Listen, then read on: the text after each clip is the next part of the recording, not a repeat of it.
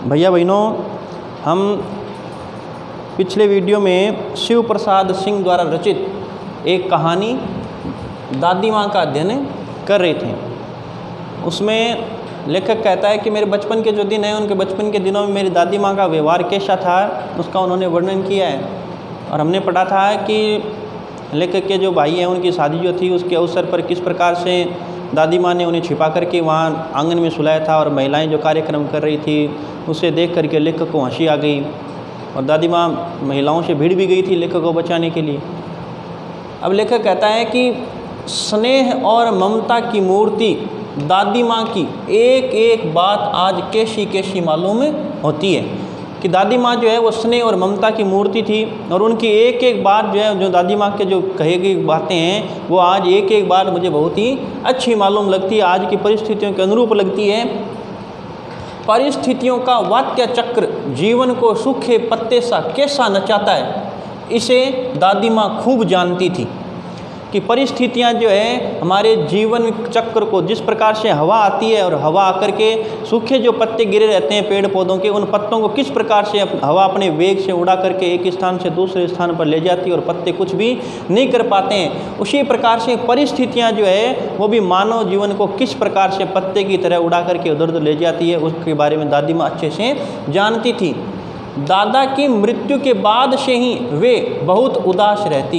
लेकिन कहता है दादाजी की जब मृत्यु हो गई तो दादाजी की मृत्यु के बाद से ही दादी जो है वो उदास रहती थी। संसार उन्हें धोखे की टट्टी मालूम होता। संसार जो उनको है एक धोखे की टट्टी की समान मालूम होने लगा, जैसे कि संसार में चारों तरफ धोखा ही धोखा है। दादा ने उन्हें स्वयं जो धोखा दिया, लेकिन कहता है कि दादा जो है वो दादी माँ को उन्होंने खुद धोखा दिया था।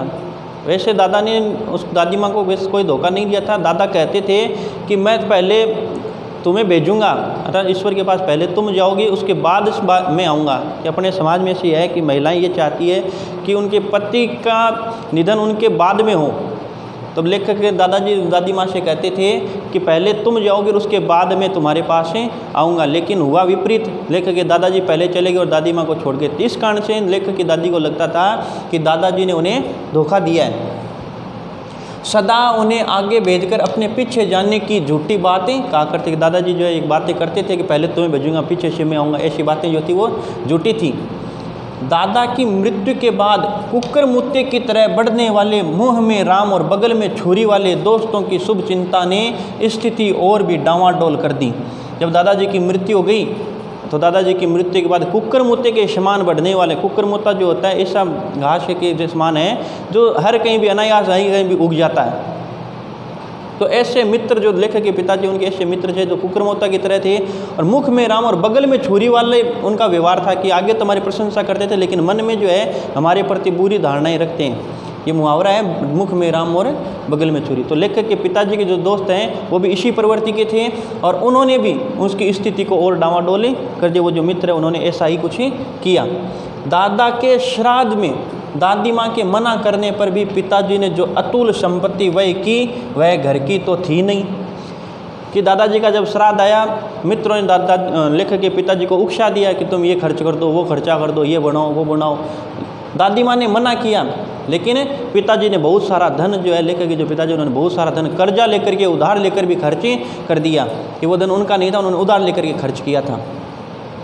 दादी माँ अक्सर उदास रहा करती। दादी माँ जो है वो उदास रहती थी। माघ के दिन थे। अब लेकर कहता है कि माघ का महीना था, कड़ाके का जाड़ा पड़ रहा था, बहुत ही ठंड पड़ रही थी। पछुआ का सन्नाटा, पछुआ पवन सन्नाटेदार पछुआ पवनें चल रही थी। पाले की शीत हड्डियों में घुसी पड़ती थी, इतनी ज़्यादा ठंड थी कि वो ठंड जो है हमारी हड्डियों में घुस सकती थी। शाम को मैंने देखा, लेकर कहता है शाम के समय मैंने देखा कि दादी माँ गीली धोती पहने कोने वाले घर में एक संदूक पर दिया जलाए हाथ जोड़कर बैठी है। लेकिन कहता है कि मैंने देखा कि दादी माँ जो है कोने वाला जो मकान है, घर है, उसमें संदूक के ऊपर दिया जला करके गीली साड़ी पहने हुए बैठी है और हाथ जोड़ कर कुछ प्रार्थनाएं कर रही है। उनकी स्नेह कातर आंखों में मैंने आंसू कभी नहीं देखे थे। लेकिन कहता है कि मैंने दादी माँ की जो स्नेह भरी आंखें हैं जिसमें वो सबके लिए प्रेम और स्नेह दिखाई देता है, उन आंखों में मैंने कभी भी आंसू नहीं देखे थे। लेकिन आज पहली बार मैंने दादी माँ को उस कमरे में दीपक जलाए, दीपक के सामने हाथ जोड़े रोते हुए देखा था। मैंने बहुत देर तक मन मारे उनके पास बैठा रहा। लेखक कहता है मैं बहुत देर तक उनके पास बैठा रहा। उन्होंने आंखें खोली और फिर दादी माँ जो प्रार्थना कर रही थी, उन्होंने दादी माँ ने आंखें खोली। तो लेखक कहता है दादी माँ, मैंने धीरे से कहा, लेखक ने धीरे से अपनी दादी माँ से कहा, दादी माँ क्या है रे, तू यहाँ क्यों बैठा है? तो दादी माँ ने कहा क्या है रे, तू यहाँ क्यों बैठा है? तब लेखक कहता है दादी माँ एक बात पूछूं, बताओगी ना? उन्होंने पूछा कि मैं तुमसे एक बात पूछना चाहता हूँ, उसका तुम उत्तर मुझे बताओगी ना? क्या है पूछ। तो दादी माँ ने कहा कि क्या बात पूछनी है पूछ। तब लेखक पूछता है तुम रोती थी? लेखक ने पूछा कि दादी माँ क्या तुम रो रही थी? तब दादी माँ मुस्कुराई। दादी माँ मुस्कुराने लगी, हंसने लगी और कहने लगी पागल, तूने अभी खाना भी नहीं खाया, चल चल। और दादी माँ कहने लगी तू पागल है, ऐसी बातें कर रहा है, और तूने अभी तक खाना भी नहीं खाया। ऐसे करके लेखक से कहने लगी चल चल, धोती तो बदल लो दादी माँ, मैंने कहा। तब लेखक ने दादी माँ से कहा कि दादी माँ तुम्हारी ये जो धोती है वो तो गीली है, तुम भीगी हुई हो पानी से, इसलिए तुम जाओ और ये धोती बदल आओ। तब दादी माँ ने कहा मुझे सर्दी गर्मी नहीं लगती बेटा। दादी माँ ने कहा कि मुझे सर्दी गर्मी नहीं लगती है। वे मुझे खींचती हुई रसोई घर में ले गई और लेखक को खींचते हुए दादी माँ रसोई घर में ले गई।